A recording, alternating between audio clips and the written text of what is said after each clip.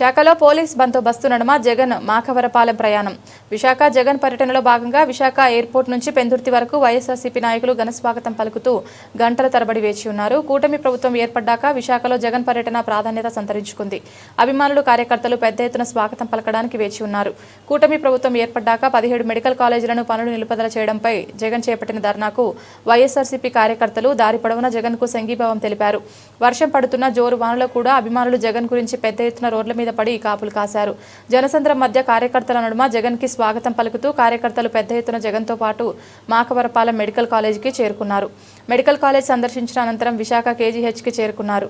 అక్కడ అస్వస్థతకు గురైన విద్యార్థులను పరామర్శించి మీ అందరికీ అండగా ఉంటామని, మీ అందరి బాధ్యత నాది అని ఆ విద్యార్థులకు మరియు తల్లిదండ్రులకు భరోసా ఇచ్చి వెనుదిరిగారు.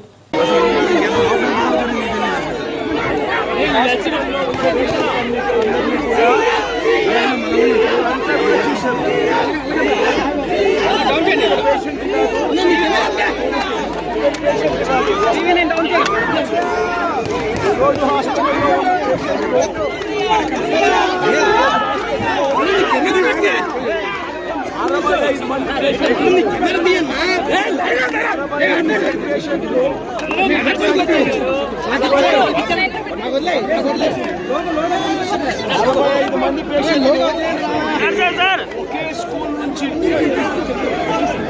స్కూల్ నుంచి 65 మంది పేషెంట్లు ఒకే స్కూల్ నుంచి కేజీహెచ్ అంటే 200 కిలోమీటర్ల దూరం నుంచి కేసెస్ ఉంటే తప్ప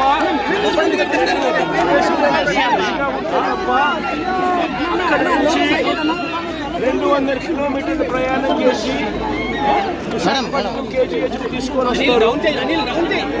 65 కేసులు, 65 మంది పిల్లలు, అంత చిన్న పిల్లలు, 5వ తరగతి పిల్లలు, 6వ తరగతి పిల్లలు, 7వ తరగతి పిల్లలు, చిన్న పిల్లలు 65 మంది జాండీస్ వచ్చి ఇక్కడ చేరారు. జాండీస్ వచ్చి ఇక్కడ చేరారు. 65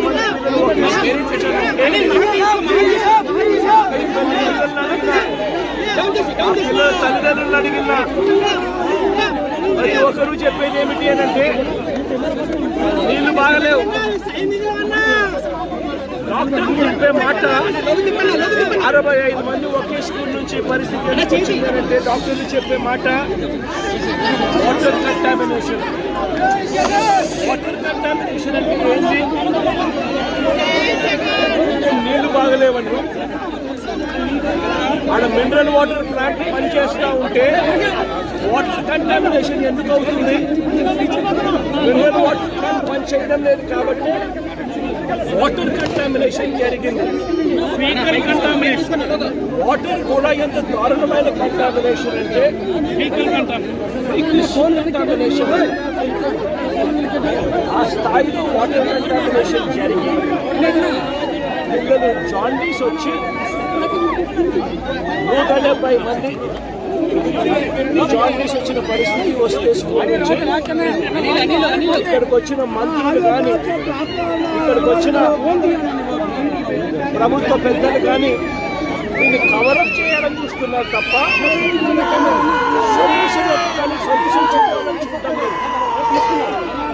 ప్రతి పాపకు వచ్చిన ప్రతి పిల్లాడు, ప్రతి పాప, 2 పిల్లలు చనిపోయినారు. చనిపోయిన ప్రతి పాపకు 25 లక్షల రూపాయలు కాంపెన్సేషన్ కనీసం ఇవ్వాలి. భయ్యా కదపా ఫ్రేమ్ భయ్యా మేడం మేడం 25 లక్షల రూపాయలు కనీసం. ఎందుకంటే గవర్నమెంట్ హాస్టల్లో నీళ్లు బాగలేక 170 మంది జాండీస్ వచ్చి 65 మంది చేరి సీరియస్ కేసెస్ అయితే విశాఖపట్నం వచ్చి కేజీహెచ్లో చేరి 2 చనిపోయిన పరిస్థితులు. 170 మంది జాండీస్ వచ్చిన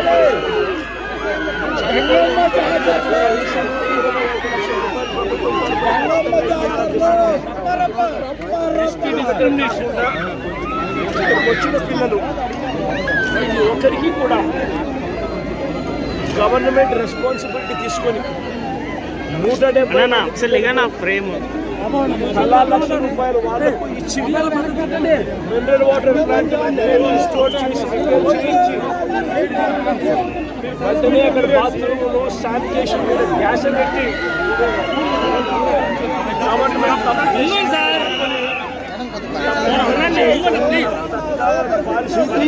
ఈ తప్పిదాలు ప్రాయశ్చిత్తం చేసుకుంటే లేకపోతే YSRCP medico legal case medico legal case కొంచెం మెడికో లీగల్ కేసు కొంచెం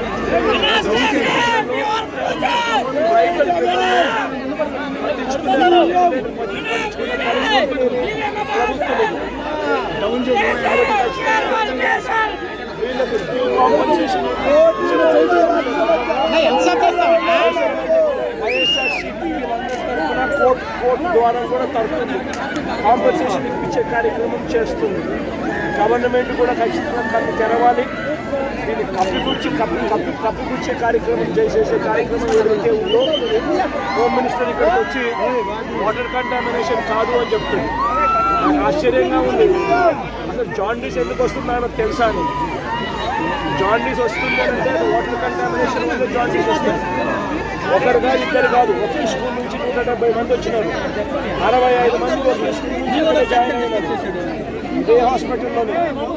వాటర్ కంటామినేషన్ వల్ల కాకపోతే ఏదాని కంటామినేషన్ వల్ల జరిగిందని చెప్పి నోరు తెరిచి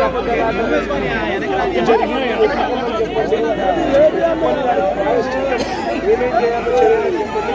ఇద్దరు పిల్లలు సభలో ఫ్రేమ్ అన్నా